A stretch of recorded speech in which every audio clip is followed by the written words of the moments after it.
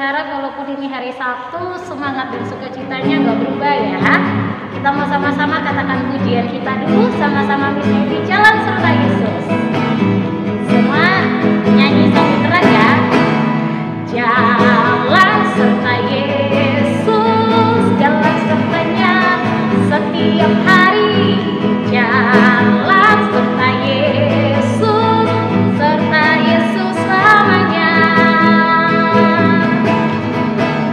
Jalan dalam suka, jalan dalam duka, jalan sertanya setiap hari. Jalan serta Yesus, serta Yesus selamanya. Semua lipat tangan, tutup matanya, kita berdoa. Tuhan Yesus, terima kasih karena Tuhan Yesus baik bagi setiap kami. Kami mau belajar firman-Mu hari ini. Roh Kudus tolong kami, biar kami mengerti apa yang Tuhan mau dalam hidup kami.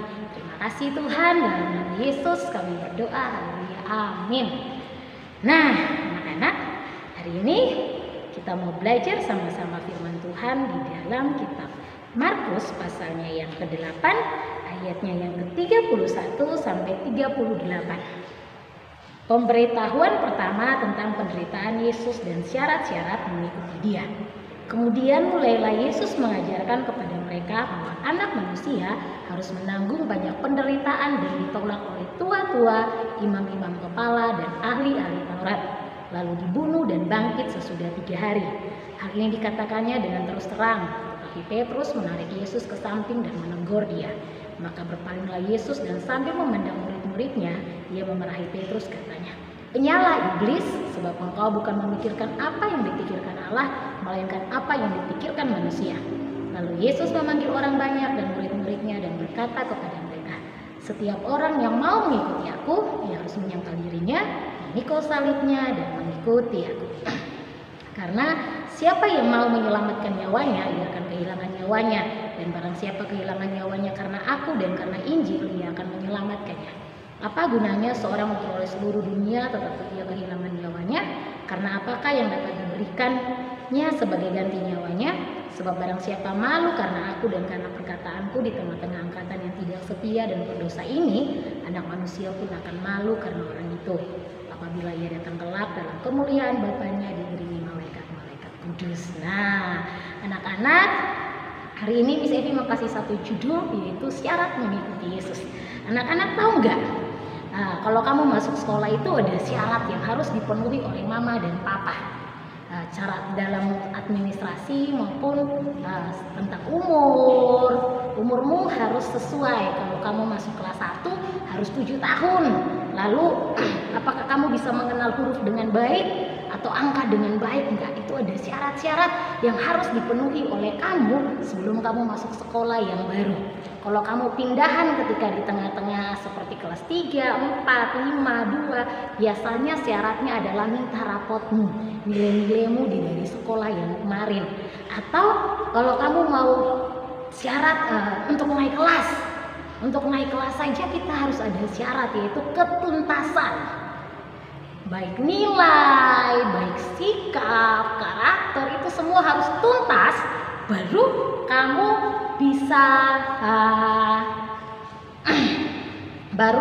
bisa naik kelas. Kalau nggak tuntas, persyaratan yang nggak dipenuhi, maka kamu nggak bisa naik kelas. Kamu nggak bisa masuk sekolah yang baru. Pasti kamu akan susah sekali untuk cari sekolah yang memenuhi syarat-syarat yang ditentukan. Nah, anak-anak, mengikuti Yesus pun sama. Ada syarat-syarat yang harus kita penuhi kalau kita mau mengikuti Yesus. Hari ini ada 3 syarat penting yang harus kita lakukan untuk menjadi murid Tuhan Yesus atau mengikuti Yesus. Di dalam Markus pasal 8 ayat 34 katakan, lalu Yesus memanggil orang banyak dan murid-muridnya serta berkata kepada mereka, "Setiap orang yang mau mengikuti aku, ia harus menyangkal dirinya, memikul salibnya dan mengikuti aku." Ingat ya, menyangkal diri, memikul salib dan mengikuti Yesus. Nah, menyangkal diri ini apa, Miss Evi? Nah, menyangkal diri berarti kamu tidak egois. Anak-anak tahu nggak egois itu apa? Egois itu mementingkan diri sendiri. Tapi yang Tuhan mau adalah kita mau melakukan sesuatu untuk orang lain. Maksudnya adalah kita nggak hidup untuk diri sendiri. Ketika kita tahu tentang Yesus, kita tahu kebenaran, itu bukan untuk kita saja, tapi kita mau bagikan buat orang-orang lain.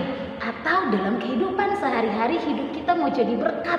Kita mau menolong, kita mau mengasihi, kita mau berbagi. Kita nggak egois atau hanya untuk mementingkan diri sendiri. Tapi menyangkal diri berarti kita mau melakukan sesuatu untuk orang lain.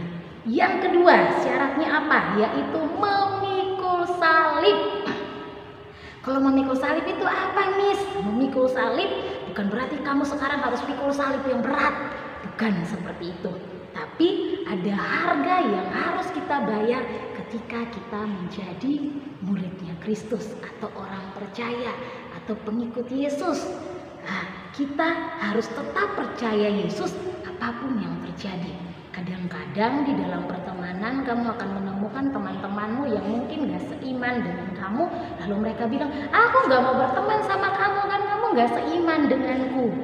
Wah, atau kalau kamu mau berteman dengan aku, kamu harus gak boleh percaya sama Tuhan Yesus.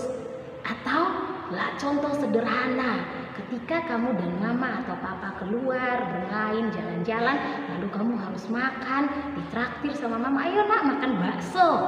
Lalu apa yang kamu lakukan?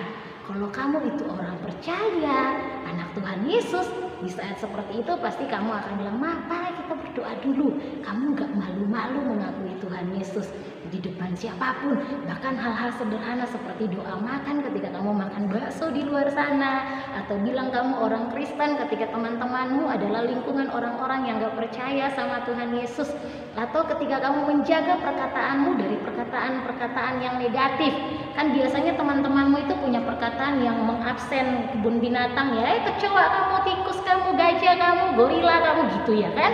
Tapi kalau kamu mau memikul salib, artinya kamu mau menjaga perkataanmu adalah perkataan-perkataan yang baik. Walaupun teman-temanmu bilang, sok rohani, sok-sok orang Kristen, makanya perkataannya sok-sok dibuat bagus. Bukan, kita jadi berkat.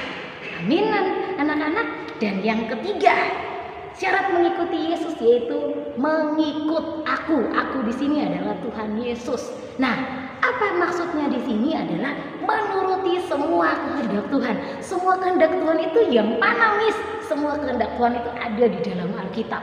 Apapun yang Tuhan ingin kamu lakukan, lihat dari Alkitab. Ada banyak sekali kehendak Tuhan yang mau Tuhan kita lakukan, seperti mengasihi Tuhan, rajin ibadah, berdoa, rajin baca Alkitab, mengasihi sesama, menolong, berbagi, gak meso, gak suka berbohong, suka menolong. Itu adalah kehendak Tuhan yang ada di dalam Alkitab. Ada banyak sekali yang Tuhan mau dari firman Tuhan yang harus anak-anak dan Miss Evi, mama, papa, juga semua guru-guru lakukan. Karena itu menjadi pengikut Kristus itu ada syarat. Syaratnya sebenarnya ini susah atau enggak sih, Miss? Kok kayaknya repot gitu ya, Miss? Nah, anak-anak, Miss Evi mau bilang bahwa kalau syarat ini kamu lakukan bersama Tuhan Yesus, meminta Roh Kudus untuk memimpin kamu, maka kamu bisa melakukannya dengan senang atau enggak jadi beban.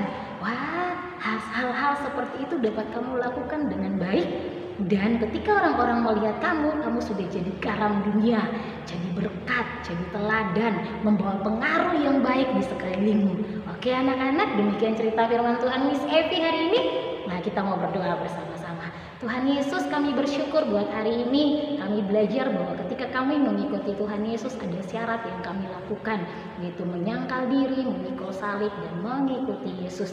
Karena itu Roh Kudus tolong kami semua untuk kami melakukan syarat-syarat ini dalam kami mengikuti Yesus, menjadi murid Tuhan Yesus.